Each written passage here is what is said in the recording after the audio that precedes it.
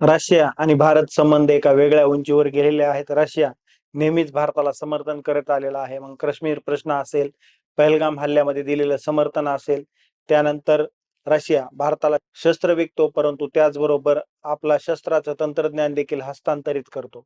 भारत पाकिस्तान युद्ध असेल, ताशकंद करार असेल, अशा वेळेस रशियाने भारताची साथच दिलेली आहे. भारताला ज्यावेळेस युरोपियन देश एकटं पाडण्याचं बघत होते, त्यावेळेस रशियाने भारताला खंबीर अशी साथ दिलेली आहे. ज्यावेळेस अमेरिका, ब्रिटन, पाकिस्तानकडून भारताच्या विरुद्ध भारतावर आक्रमण करणार होते, त्याही वेळेस रशियाने आपल्या युद्धनौका ज्या आहेत, पाणडुब्या ज्या आहेत, त्या बंगालच्या खाडीमध्ये उभ्या केलेल्या होत्या. रशिया आणि भारत संबंध हे नव्याने सांगण्याची गरज नाही, ते एका वेगळ्या उंचीवर गेलेले आहेत. आणि आता 4 आणि 5 डिसेंबर रोजी रशियाचे राष्ट्राध्यक्ष व्लादिमीर पुतीन यांनी भारताचा दौरा केला. त्याला एक वेगळं महत्व होतं. संपूर्ण जगाचं लक्ष या दौऱ्याकडे होतं. या दौऱ्यामध्ये वेगवेगळे करार करणार आलेले आहेत, पण आपण चर्चा करणार आहोत ती रशिया आणि भारत संबंधाच्या एका वेगळ्या मैत्रीची आणि सुरुवातीची. 1947 मध्ये भारत जेव्हा स्वतंत्र झाला, तेव्हा पंडित जवाहरलाल नेहरूंचं एक स्वप्न होतं, भारताला एक आधुनिक औद्योगिक शक्ती बनवणं. त्यांच्या दृष्टिकोनात जर भारत मजबूत स्टील उद्योग विकसित करत नाही, तर देश विदेशी देशांवर अवलंबून राहील, शत्रू पक्षांचा गुलाम बनून राहील. हे स्वप्न पूर्ण करण्यासाठी नेहरूंनी जे प्रयत्न केले, त्यात अप्रत्यक्षरित्या पण महत्वाचा सहयोगी आढळला, तो म्हणजे सोव्हिएत संघ, आजचा रशिया. 1955च्या जूनमध्ये जेव्हा नेहरूंनी सोव्हिएत संघात पोहोचतात, ही त्यांची रशियामध्ये म्हणजे त्या काळच्या सोव्हिएत संघामध्ये दुसरी यात्रा होती. सोव्हिएतमध्ये पहिली यात्रा त्यांनी 1927 साली केली होती. पण यावेळची यात्रा संपूर्णपणे वेगळी होती. सोव्हिएत नेतृत्वाने मार्शल बुलगानिन आणि निकिता खुश्केव नेहरूंचे भव्य स्वागत केले. पहिल्यांदा सोव्हिएत इतिहासात राजकीय मेहमान आणि नेता एकत्र क्रिमिनलकडे जाताना खुल्या लेझिममध्ये हजारो लोकांना हात मिळवत जात होते. नेहरूंनी 3 आठवड्याच्या या ऐतिहासिक यात्रेत देशभर फिरले. मॉस्को पासून लेनिनग्राड पर्यंत आणि काकेश पर्यंत आणि उरल्या खंडात. पण सर्वात महत्वाचा क्षण आला, जे मॅग्नेटिका नावाच्या शहरात, जो रशियाचा स्टील उद्योगाचा हृदय मानला जात होता.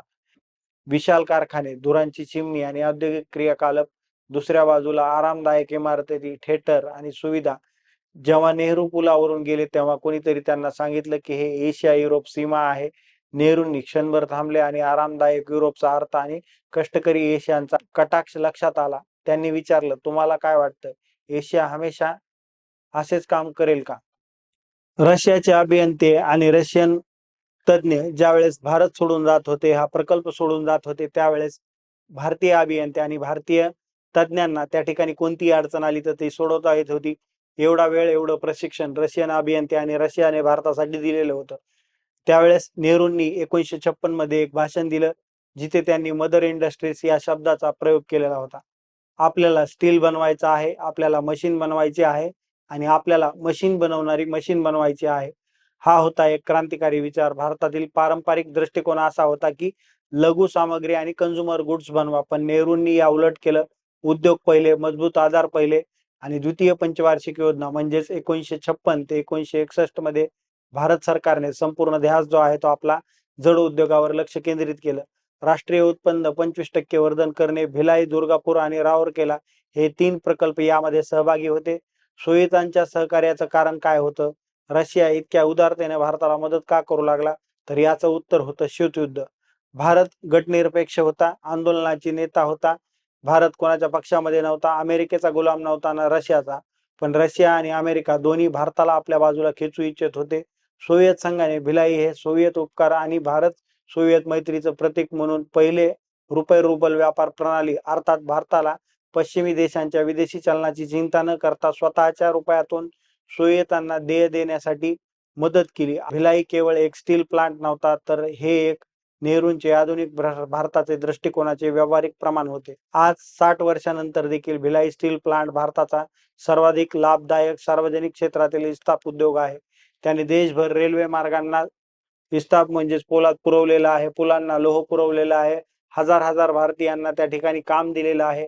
रशिया आणि भारताचे सहकार्य कधीही संपले नाही.